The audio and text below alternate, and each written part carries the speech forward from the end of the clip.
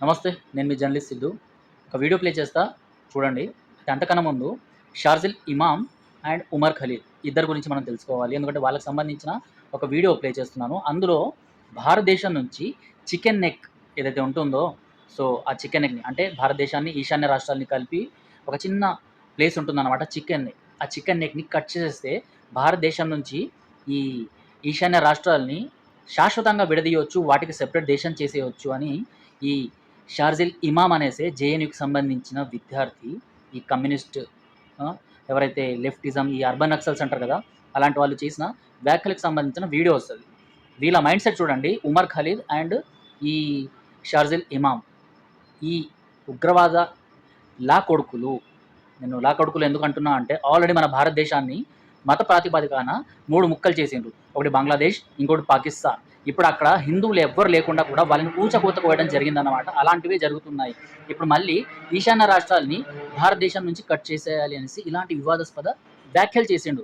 So 4 సంవత్సరం క్రితం ఈ వ్యాఖ్యలు చేసిండు. అతన్ని పోలీసులు పట్టుకోవడం జరిగింది అండ్ జైల్లో వేశారు. బెయిల్ పిటిషన్ వాళ్ళ అయ్యా మాటికి వేస్తూనే ఉన్నాడనమాట. అయినా కూడా బెయిల్ రాలేదు.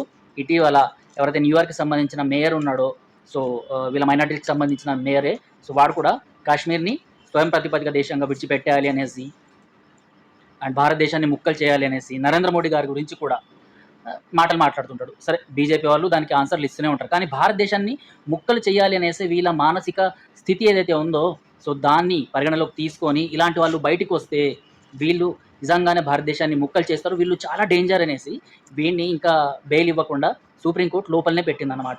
వీడికి ఈ లఫ్డ్ గార్డ్కి సపోర్ట్గా కొంతమంది ఇప్పుడు బయటకు వచ్చేసి షార్జిల్ ఇమామ్ని అండ్ ఉమర్ ఖలీద్ని విడుదల చేయాలి, బీజేపీ ప్రభుత్వం కక్ష సాధింపు చర్యలు చేస్తుంది అనేసి ఇలాంటి మాటలు మాట్లాడుతున్నారు. ఈ తుకడే గ్యాంగ్ ఏదైతే ఉందో, ఎవరైతే ఈ నారాయ్ తక్బీర్ అనేసి, లేకపోతే ఈ తుకడే భారత్ తేరే తుకడే హోంగే ఇన్షా అల్లా అనేసి ఇలాంటి నేరేటివ్స్ ఎవరైతే బిల్డప్ చేసి వామపక్ష సిద్ధాంతాలు అనేసి స్టూడెంట్స్ మైండ్ని కల్పిట్ చేస్తున్నారో వీళ్ళకి ప్రకాష్ రాజ్ అనేసే ఒక బేవకూఫ్ యాక్టర్ గాడు వాడు సపోర్ట్ చేస్తాడనమాట వీళ్ళందరికీ. సో ఇలాంటి వాళ్ళ గురించి నిజంగా ఒకటికి 2 సార్లు ఆలోచించాలి.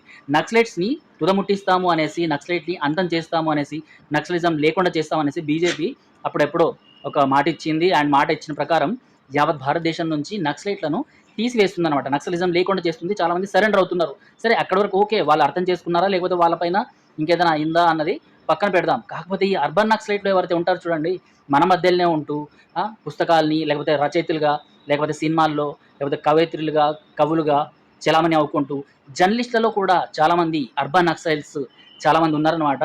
సో వాళ్ళకి చేరేంత వరకు, సో వాళ్ళ నుంచి మన దేశాన్ని మనం చాలా కాపాడుకోవాలన్నమాట. ఎందుకంటే మా చేతిలో పెన్ ఉంది కదా, మా చేతిలో సినిమాలు ఉన్నాయి కదా, మా చేతిలో మేము కవులం కదా, మాకు ఇష్టం వచ్చినట్టు రాస్తాము, ఫ్రీడమ్ ఆఫ్ స్పీచ్ అనేసి ఇలాంటివన్నీ వీళ్ళు సంఘ విద్రోహక శక్తుల్లాగా, అంటే భారతదేశాన్ని ముక్కలు చేసే విధంగా వీళ్ళందరూ ఇలాంటివి చేస్తుంటారనమాట.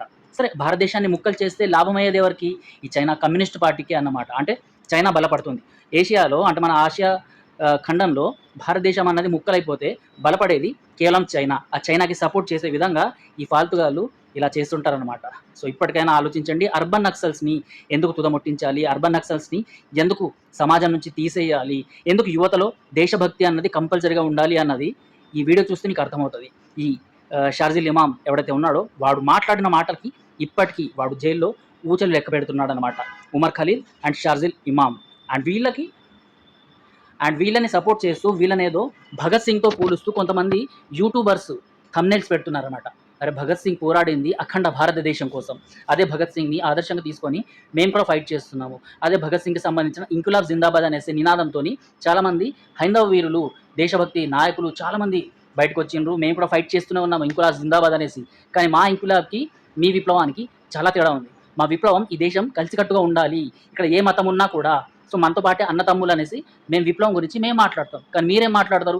ఈ దేశంలో ఉన్న జమ్మూ కాశ్మీర్ని సెపరేట్ దేశం, కేరళని ఇస్లామిక్ దేశంగా, కమ్యూనిస్ట్ దేశంగా, లేకపోతే ఈశాన్య రాష్ట్రాలని విడగొట్టేయాలి అనేసి, బెంగాల్ని మళ్ళీ ఇటు బంగ్లాదేశ్తో కలిపేయాలి అనేసి, అటు పంజాబ్ అండ్ రాజస్థాన్ని పాకిస్తాన్లో కలిపేయాలనేసి, దాన్ని ఖలిస్తాన్ చేసేయాలనేసి, ఇవి అర్బన్ నక్సల్స్ యొక్క థింకింగ్ అనమాట. ఇప్పటికైనా ఆలోచించండి. ఏదైనా ఆర్గనైజేషన్లో చేరేది ఉంటే ఏబీవీపీ లాంటి ఆర్గనైజేషన్స్లో చేరండి. లేకపోతే మద్దతు ఇవ్వకపోయినా సరే, కాకపోతే ఈ లెఫ్ట్కి సంబంధించిన ఎవరైతే నాయకులు ఉంటారో వాళ్ళ మాటలు మాత్రం అసలు వినకండి. ఈ అర్బన్ నక్సల్స్ చాలా డేంజర్. ఈ వీడియో ఒకసారి చూడండి.